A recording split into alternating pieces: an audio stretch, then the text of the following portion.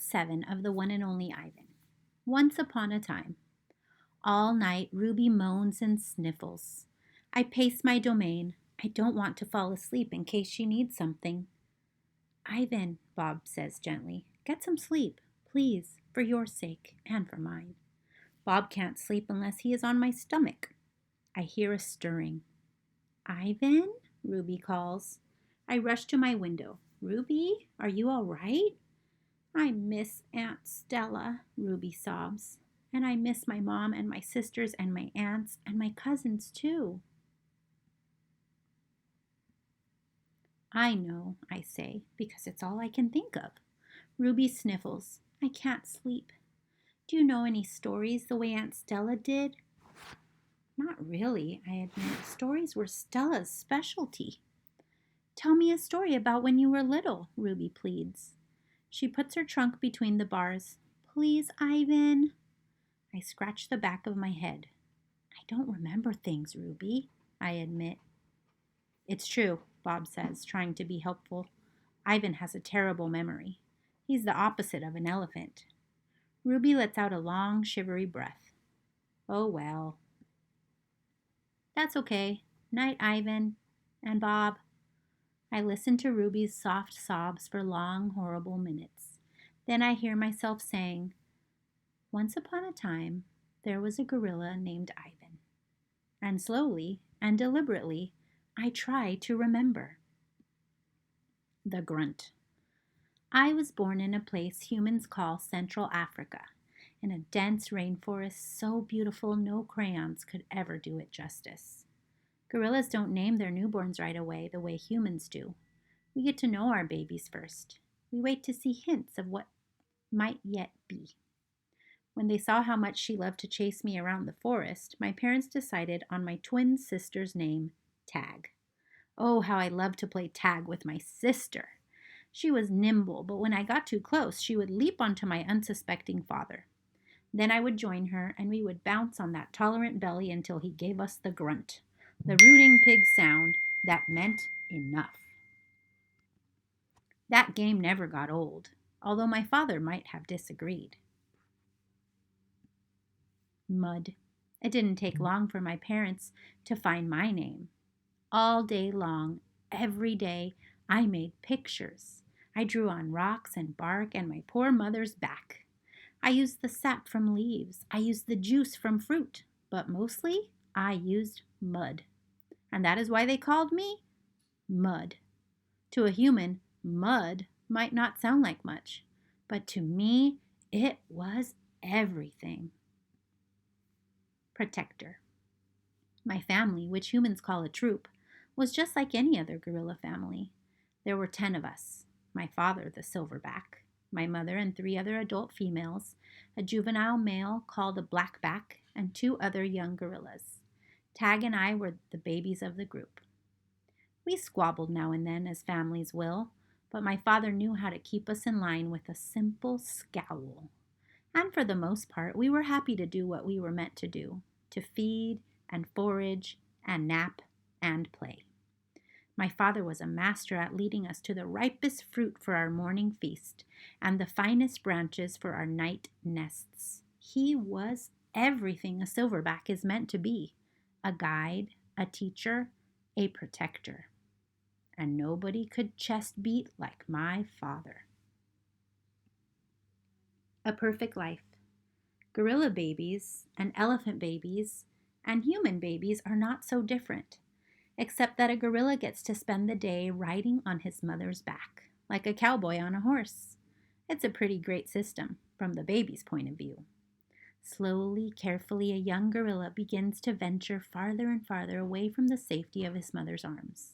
He learns the skills he will need as an adult: how to make a nest of branches, weave them tightly or they will fall apart in the middle of the night; how to beat your chest, cup your palms to amplify the sound; how to go vining from tree to tree, don't let go; how to be kind, be strong, be loyal.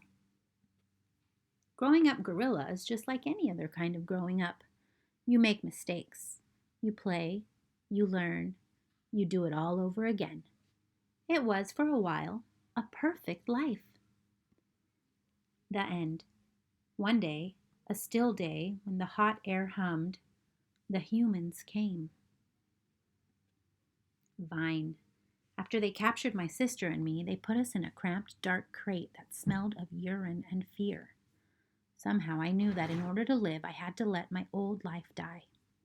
But my sister could not let go of our home. It held her like a vine stretching across the miles, comforting, strangling. We were still in our crate when she looked at me without seeing, and I knew that the vine had finally snapped. The temporary human. It was Mac who pried open that crate. Mac who bought me, and Mac who raised me like a human baby. I wore diapers. I drank from a bottle. I slept in human beds, sat in human chairs, listened while human words swarmed around me like angry bees. Mac had a wife back then. Helen was quick to laugh, but quick to anger too, especially when I broke something, which was often. Here is what I broke while I lived with Mac and Helen.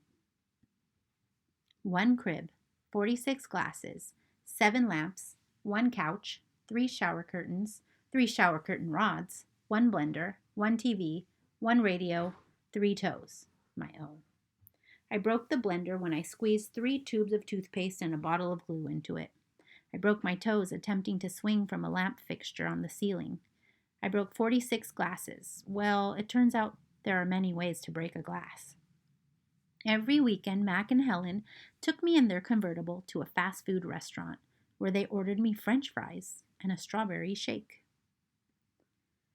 Mac loved to see the expression on the cashier's face when he drove up and said, "Could I have some extra ketchup for my kid?" I went to baseball games, to the grocery store, to a movie theater, even to the circus. They didn't have a gorilla.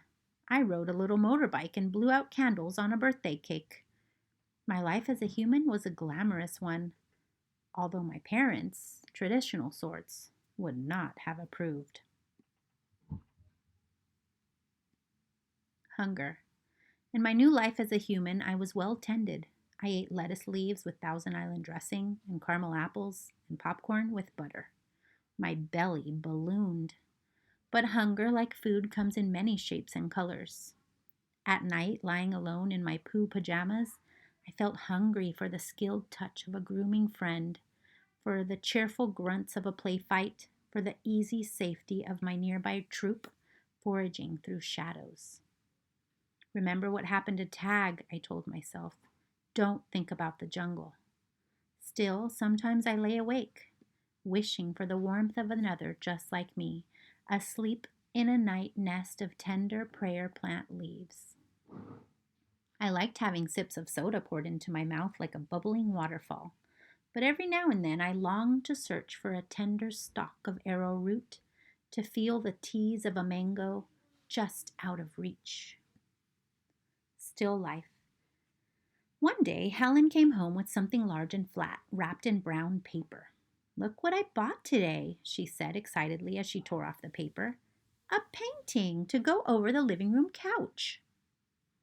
"Fruit in a bowl," Mac said with a shrug. "Big deal." "This is fine art. It's called a still life," Helen explained, "and I think it's lovely." I dashed over to examine the painting, marveling at the colors and shapes.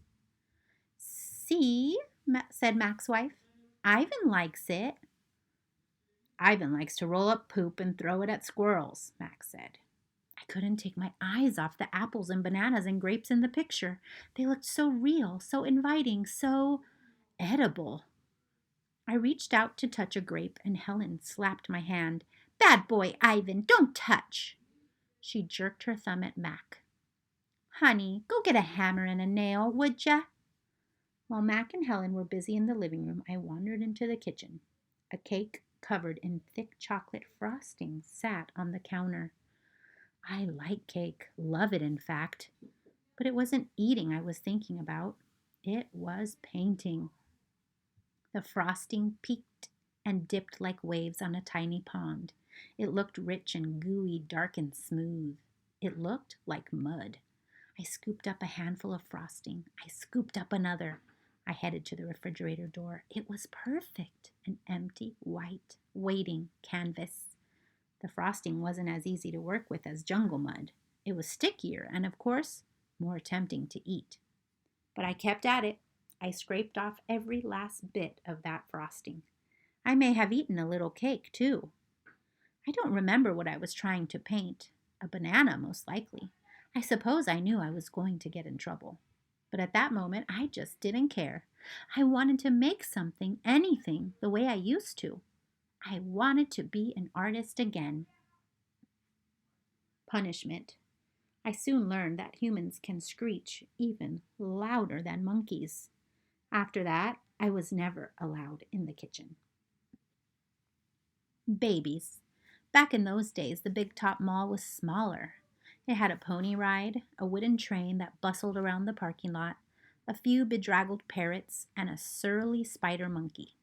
But when Mac brought me, a baby gorilla dressed in a crisp tuxedo, to the mall, everything changed.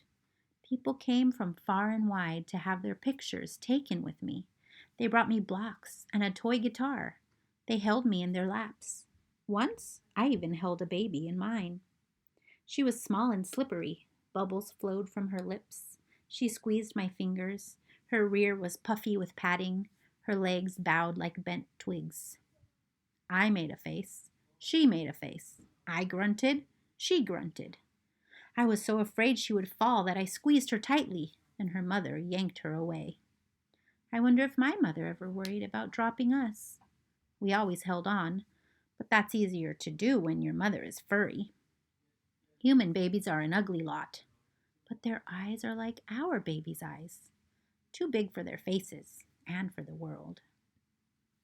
Beds. One day, after many weeks of loud talking, Helen packed a bag and slammed the front door and never came back. I don't know why. I don't know the why of humans. That night, I slept with Mac in his bed. My old nests were woven of leaves and sticks and shaped like his bathtub, cool green cocoons.